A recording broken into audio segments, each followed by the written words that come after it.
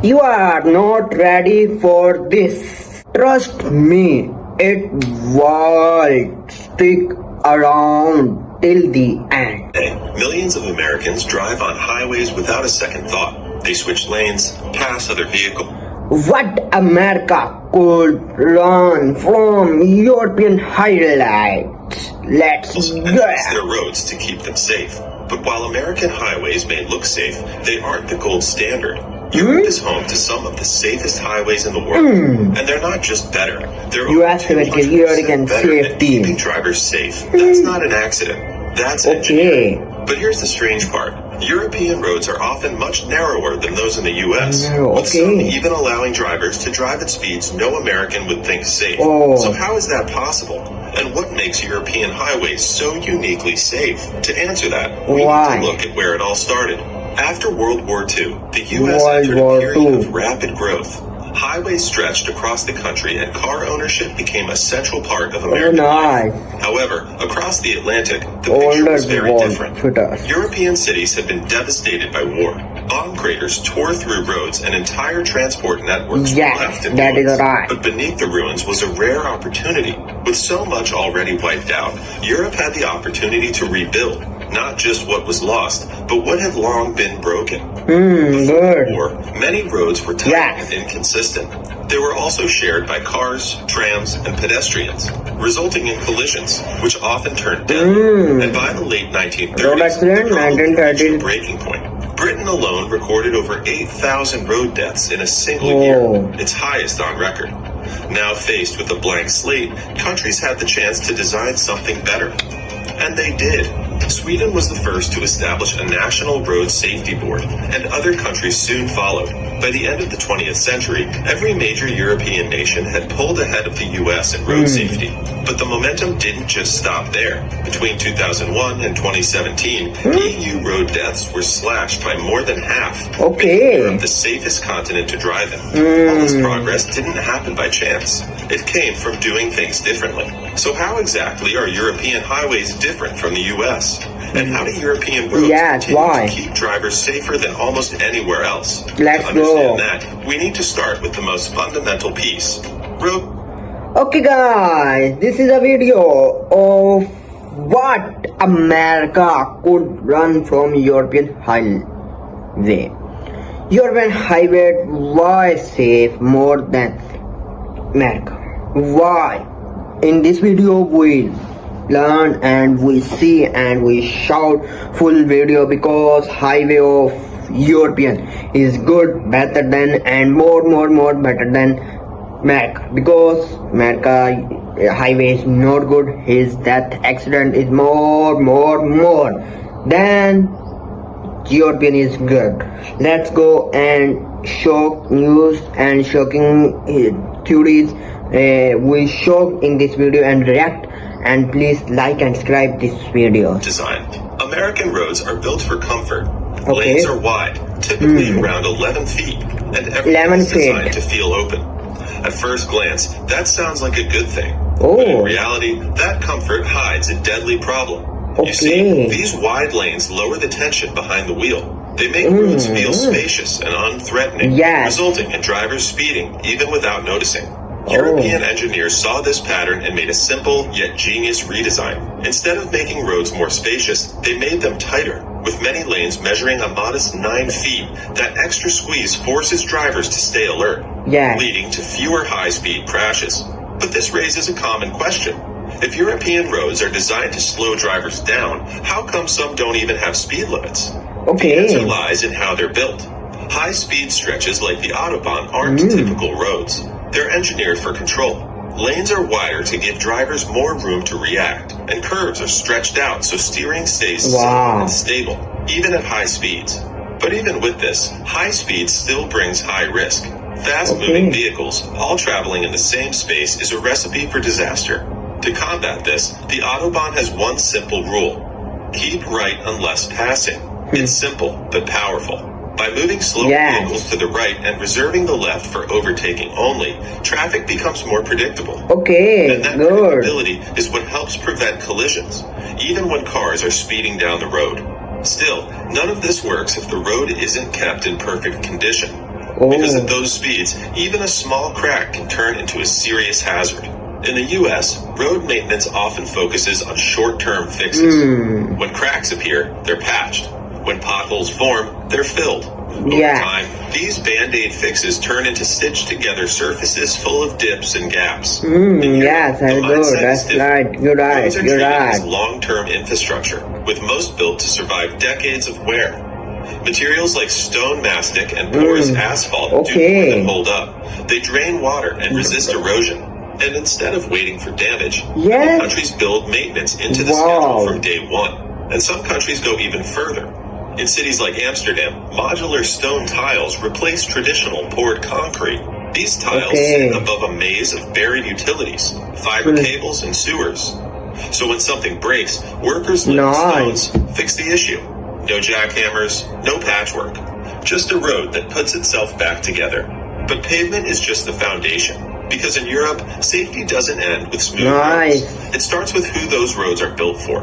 And more often than not, they're built for people first. In Europe, road design begins with a simple truth. People come first. Not drivers, but cyclists and pedestrians. The entire system is shaped around protection. Amazing. Nowhere is that more obvious than on a bike. Across most of the US, cycling isn't dangerous because of how people ride. It's dangerous because of how roads are built. Bike lanes are often just a stripe of paint pinned between moving traffic. In this video, he can say that your road is 12 feet. Okay? And he makes cycling area spread one side. He make two road and between he make line. And I shock really for I can see this. This is a very good and very safely road in the life.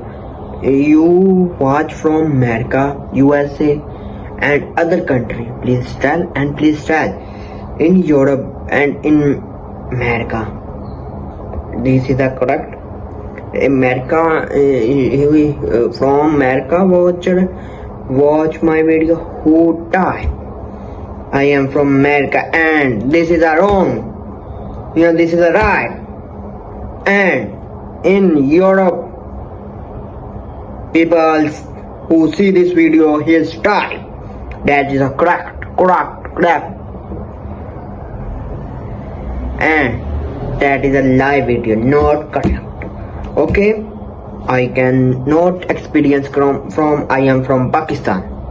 I am not experienced. Okay, let's go.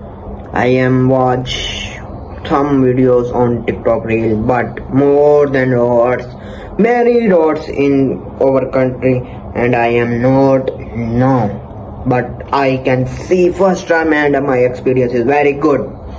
And turning cars, and they disappear right where the risk is highest, at intersections. That's where most crashes happen, and the consequences show up in the numbers. In 2010, the US recorded 4.7 cyclist deaths per 100 million kilometers traveled. The Netherlands recorded just 1.0. The difference isn't culture, it's geometry. The Dutch understood that risk decades ago and redesigned the intersection from the ground up. Instead of squeezing cyclists into traffic at the most dangerous point, they kept them fully separated all the way to the junction. To make that possible, engineers extended the corner curve just slightly, using the existing curve to create space for a small traffic island.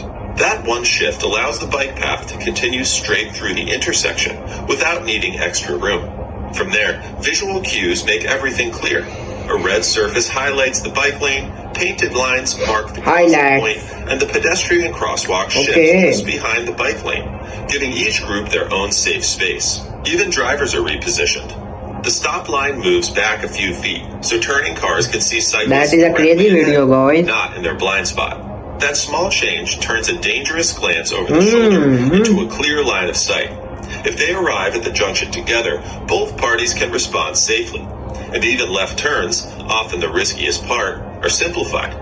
Instead of cutting across traffic, cyclists follow a clear, two-part path around the corner. This isn't a special feature.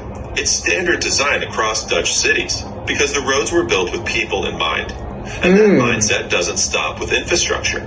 It shows up in the kind of drivers those roads are built to support.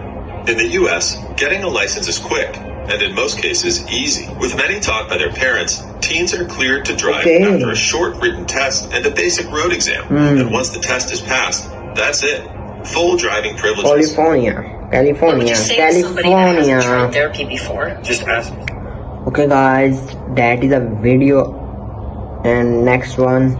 This process looks very different. Okay. Many countries set driving age at 18. And it's not cheap. The average cost ranges from $1,500 oh to my god, okay. all while following a strict learning program. In Germany, for example, drivers must complete 14 hours of classroom instruction and 12 hours behind the wheel. Okay. And in countries like Croatia, the required time can stretch past 80 hours. A massive contrast to the US's minimal training, but even after earning a license, drivers are still under watch. If drivers get caught speeding or using their phones, they might have to start the entire process all over again. And while that might sound excessive to an American, the goal in Europe isn't to make things harder just for the sake of it. It's to build better drivers, helping keep roads safer for everyone who uses them. But even good habits need structure, and that's where rules, and how they're enforced, start to matter. In the US, traffic enforcement is inconsistent. Penalties vary from... Okay guys, I read some comments of this video, and I can tell about more knowledge from this video. Can confirm be driving in Europe all my life, did not even die one. Can confirm, please confirm, can confirm. Been drivers in Europe all my life, did not even die once. Once comments 3 months ago, and second comments was this. He was very huge message, but I read short comments. In Europe, you actually learn to drive. Okay guys, that is a video of today.